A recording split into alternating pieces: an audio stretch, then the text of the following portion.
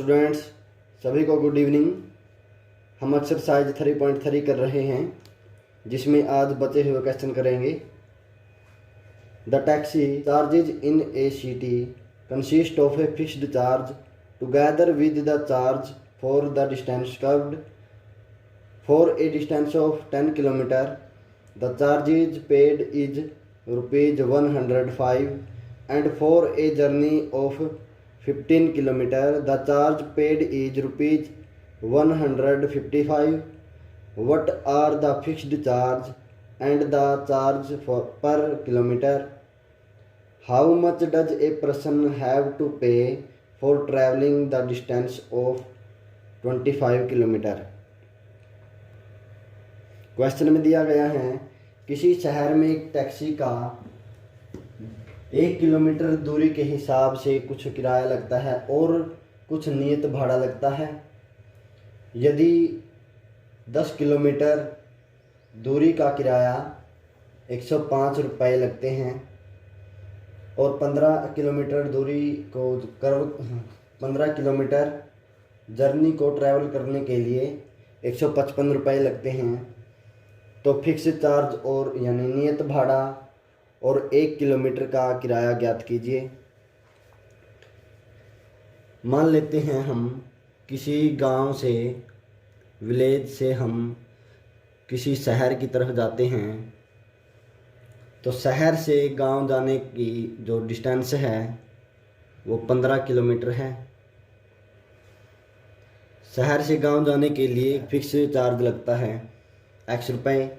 यदि 1 किलोमीटर का किराया 5 रुपये हैं तो 15 किलोमीटर का किराया 15 गुणा 5 यानी 75 रुपये होगा और साथ में कुछ फिक्स चार्ज लगता है। तो ये वो किराया होगा जो 15 किलोमीटर डिस्टेंस कवर करने के लिए लगेगा। मान लेते हैं फिक्स चार्ज X रुपये। Let the fix charge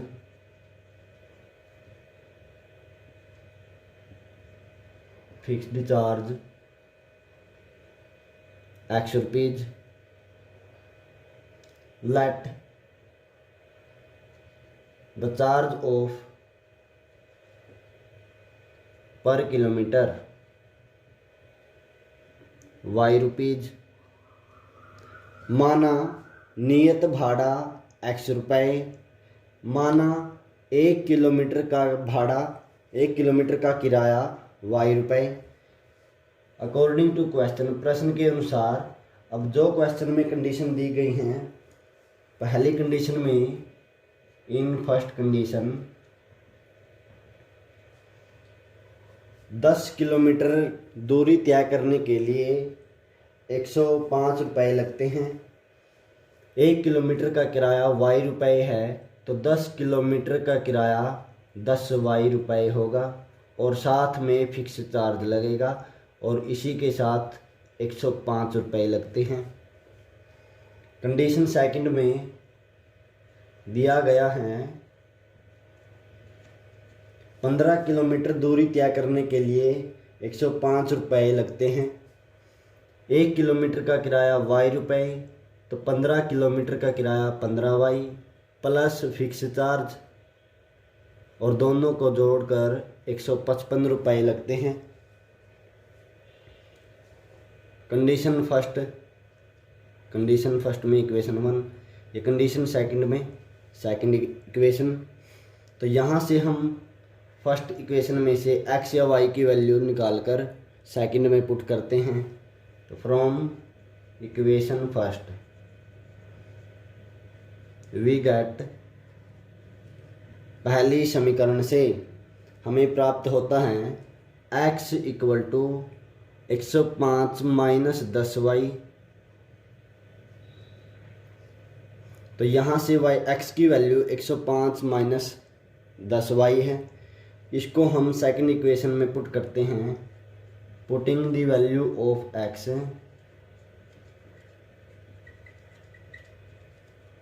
in equation second,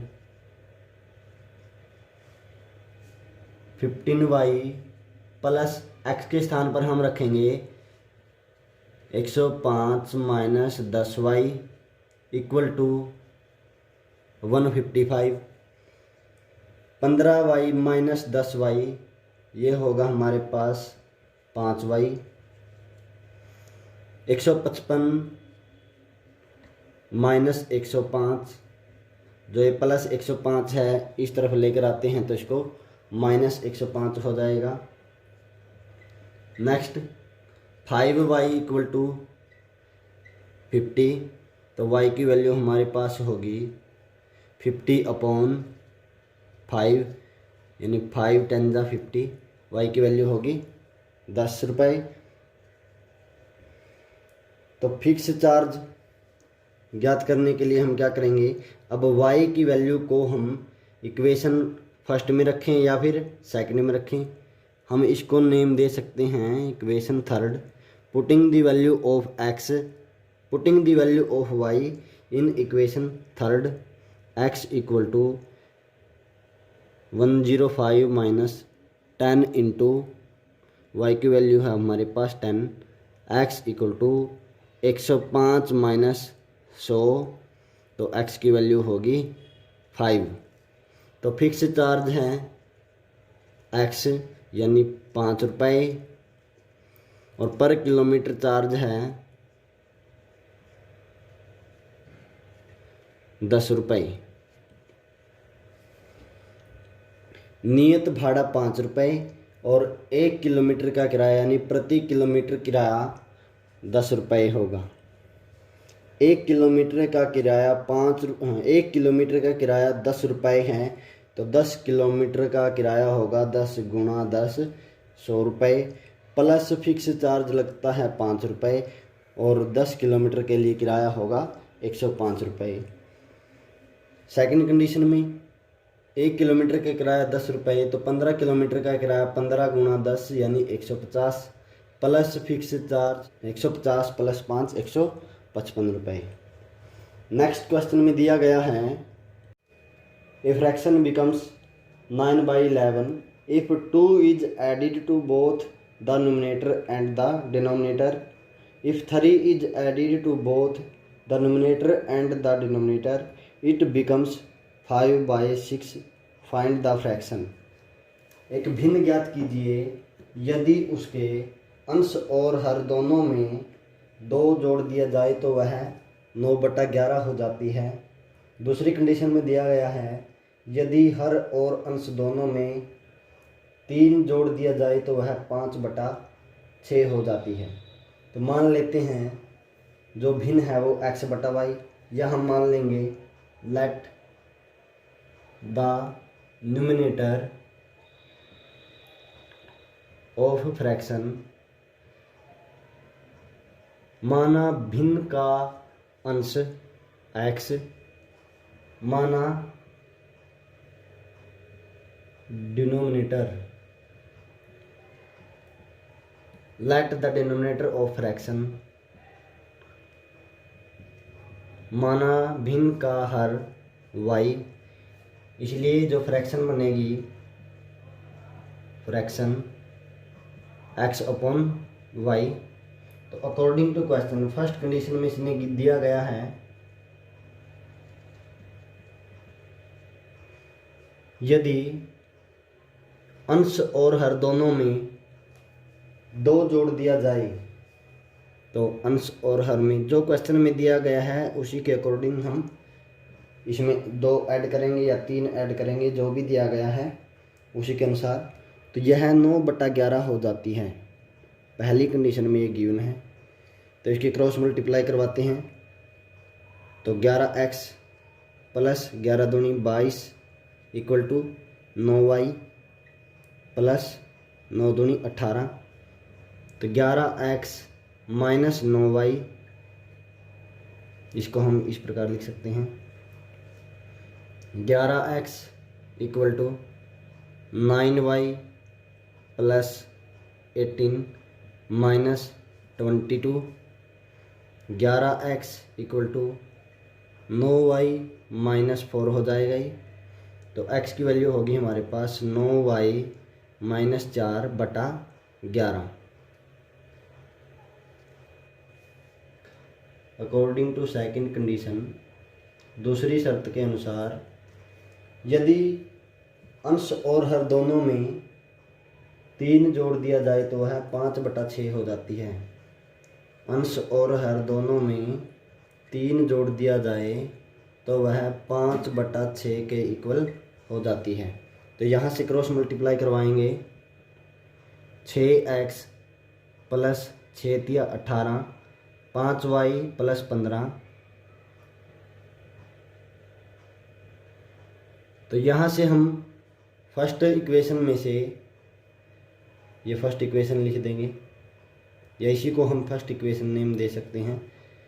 तो x की वैल्यू 9y - 4/11, तो x के स्थान पर रखने पर 9y - 4/11 + 18 = 5y + 15। तो इसके अंदर गुणा करवाते हैं। 6 × 9 = 54y -24/11 + 18 = 5y + 15। तो यहाँ से हम 11 एलसीएम ले सकते हैं। तो 54y - 24, 11 की और 18 की मल्टीप्लाई करवाएंगे, 198/11 = 5y + 15। 54y 198 में से 24 को माइनस करेंगे, 174 = 11 की मल्टीप्लाई इसके साथ करवाते हैं तो 11 × 5 = 55y + 11 × 15 = 165। तो 54y को हम इस तरफ लेकर आते हैं तो 55y - 54y वायु बचेगा, और 165 को हम इस तरफ लेके आते हैं तो 174 - 165 ये बचेगा हमारे पास 9। तो y की वैल्यू हमारे पास होगी 9। अब y की वैल्यू को हम इक्वेशन 1 में पुट करते हैं। Putting the value of y in equation first, पहली समीकरण में y का मान रखने पर x = 9 × 9 - 4/11, 9 × 9 = 81, -4 77/11। तो x की वैल्यू हो जाएगी 11 × 7 = 77। तो x की वैल्यू 7 और y की वैल्यू 9, इसलिए हमारी जो भिन्न होगी वो होगी 7/9। फ्रैक्शन में हमेशा से ही अंश छोटा होता है हर से। यदि अंश छोटा नहीं आया तो हमारा आंसर गलत हो सकता है। नेक्स्ट पार्ट में गिवन है 5 years hence the age of Jacob will be 3 times that of his son. 5 years ago Jacob's age was 7 times that of his son. What are their present ages? Question में दिया गया है कि 5 साल बाद Jacob की आयु उसके पुत्र की आयु की 3 गुना हो जाएगी, और 5 साल पहले जैकब की आयु उसके पुत्र की आयु की 7 गुना थी। तो उनकी वर्तमान आयु ज्ञात कीजिए। Let the present age of Jacob x year, माना जैकब की वर्तमान आयु x वर्ष। Let the present age of his son y year, माना उसके पुत्र की वर्तमान आयु y वर्ष है। अकॉर्डिंग टू क्वेश्चन, प्रश्नानुसार पहली कंडीशन में उसने दिया है कि 5 साल के बाद जैकब उसके पुत्र से 3 गुनी आयु का रह जाएगा। यदि आज जैकब की आयु x वर्ष है तो 5 साल बाद उसकी आयु होगी एक्स जमा 5। यदि जैकब आज 50 साल का है तो 5 साल के बाद वह 55 साल का होगा, यानी हम इसको लिख सकते हैं 50 जमा 5। उसके पुत्र की वर्तमान आयु y है, तो 5 साल के बाद उसका पुत्र y प्लस 5 ईयर का होगा और उसके पुत्र की आयु का 3 गुना हो जाएगा। यदि हम पुत्र की आयु को भी 3 से मल्टीप्लाई कर दें तो इन दोनों की एज इक्वल हो जाएगी। तो x plus 5 equal to 3y, 3y plus 3 5 जा 15। यहाँ से हम x की वैल्यू फाइंड करेंगे। 3y प्लस 15 माइनस 5, तो x की वैल्यू हमारे पास होगी 3y plus 10। Equation first. Second condition के अनुसार, अकॉर्डिंग टू सेकंड कंडीशन, ये फर्स्ट कंडीशन। सेकंड कंडीशन में वह बोलता है दूसरी शर्त के अनुसार 5 साल के बाद, अब से 5 साल पहले जैकब की आयु उसके पुत्र की आयु की 7 गुना थी। आज जैकब x साल का है, तो 5 साल पहले जैकब x माइनस 5 साल का होगा। उसका पुत्र आज y वर्ष का है, तो 5 साल पहले पुत्र की आयु y माइनस 5 पुत्र की आयु का 7 गुना थी, तो उसके पुत्र की आयु को भी हम यदि 7 से गुणा कर दें तो दोनों की एज इक्वल हो जाएगी। x minus 5 equal to 7y minus 35।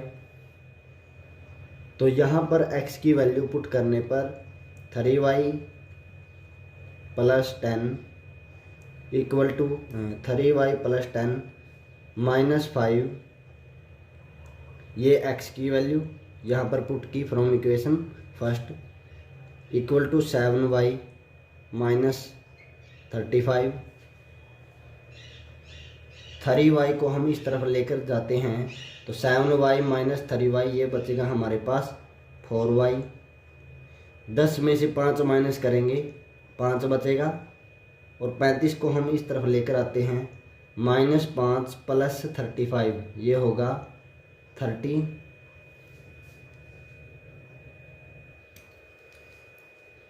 10 minus 5 हमारे पास यहाँ बचेगा 5। 35 को हम इधर लेकर आते हैं तो 40 हो जाएगा। 35 जमा 5 40, तो y की वैल्यू होगी 40/4, यानी y की वैल्यू होगी 10। उसका पुत्र आज 10 साल का है,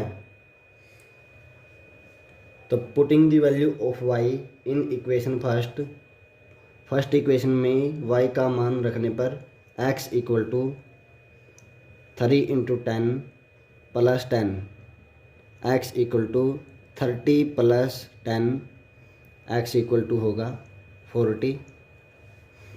उसका पिता यानी जैकब आज 40 साल का है, तो पुत्र की आयु 10 साल होगी। यदि हम अपने क्वेश्चन को देखना चाहते हैं, अपने आंसर को देखना चाहते हैं कि ये ठीक है नहीं, तो उसके पुत्र की एज 10 साल और जैकब की एज 40 साल। आज से 5 साल के बाद जैकब की एज होगी 45 साल। आज से 5 साल के बाद पुत्र की एज होगी 10 और 5 15 साल। उसके पुत्र की आयु का 3 गुना हो जाएगी, तो 15 गुना 3 45 हो जाएगी। इस प्रकार हम इस क्वेश्चन को कर सकते हैं।